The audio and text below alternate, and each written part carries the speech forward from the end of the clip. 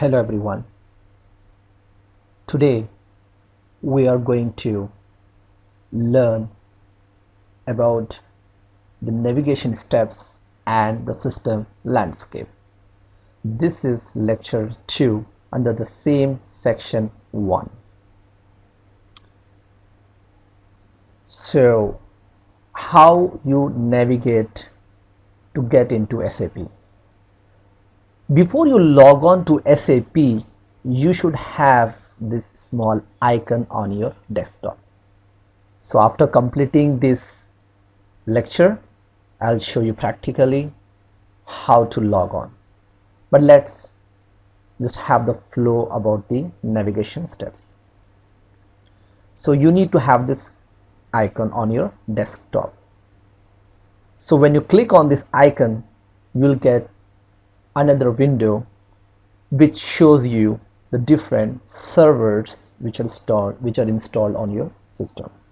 So you need to basically highlight the client name, I would say the server on which you will be working, such as I just highlighted development. So when you highlight that and click on log on, then another screen appears. And this screen which you see, it requires you to enter the client name, the user ID and password. So the client name basically will be provided to you on which client you will be working. So what is client will be more in detail in the following sections.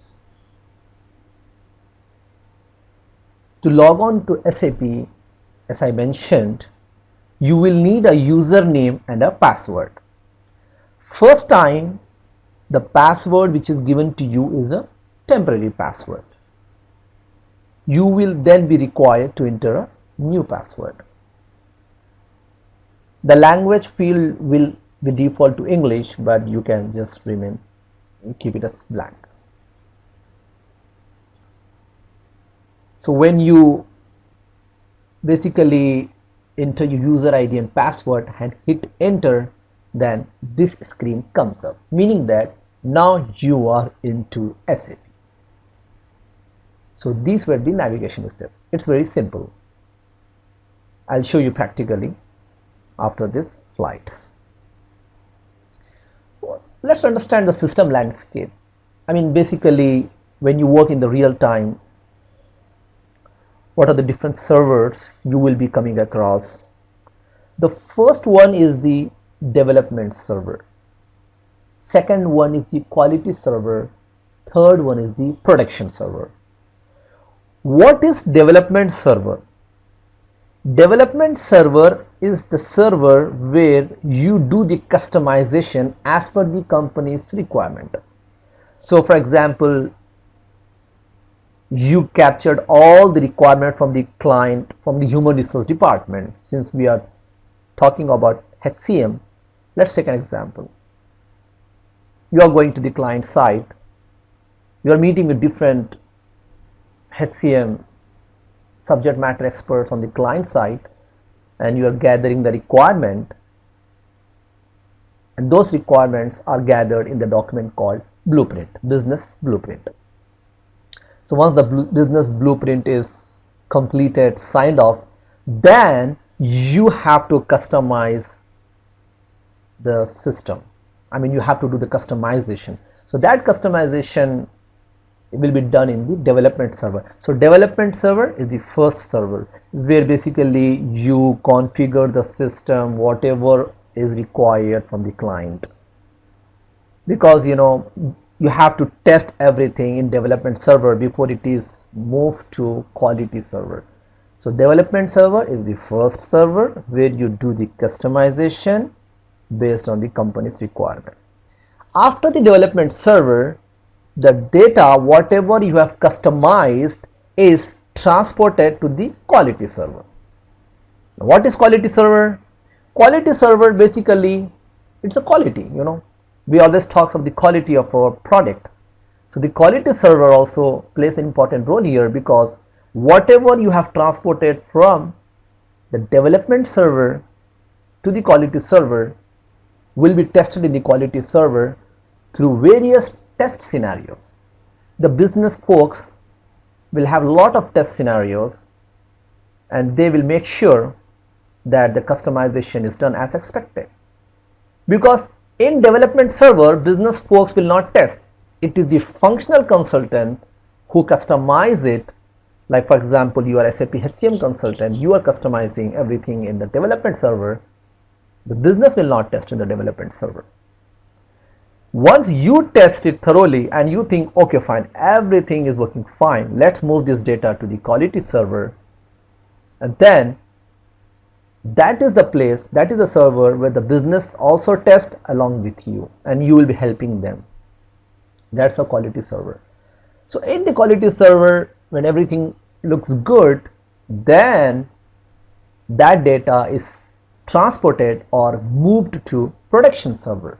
Production server is actual, I would say, live data. Not everyone will have access to the production server. Only the key users, the super users who will be working day-to-day activities on the system, they will have the access to production servers. I would say the super end users. The production server contains the live data. So these are the three different servers: the development server, the quality server, and the production server.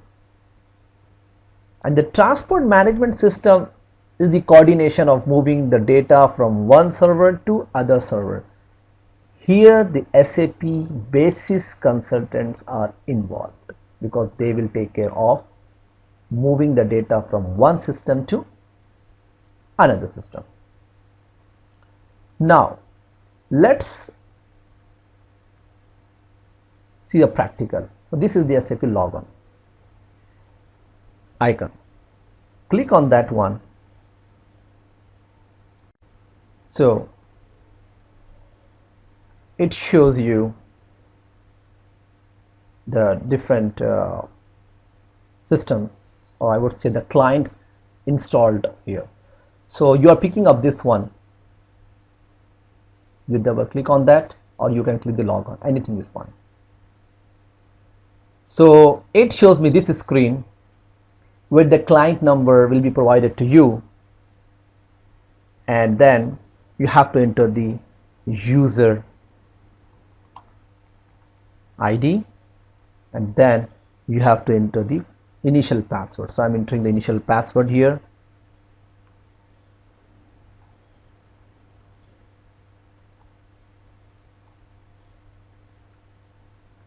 I enter it. Now I'm pressing hit enter. The moment I pressed enter, now it is asking for the new password. Now I'm going to give a new password.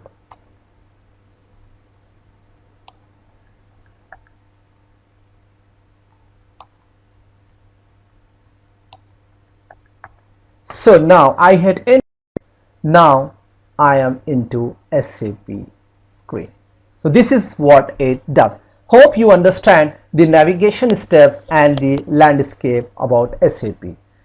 Let's move to the next topic, but I hope you enjoyed this lecture. Thank you.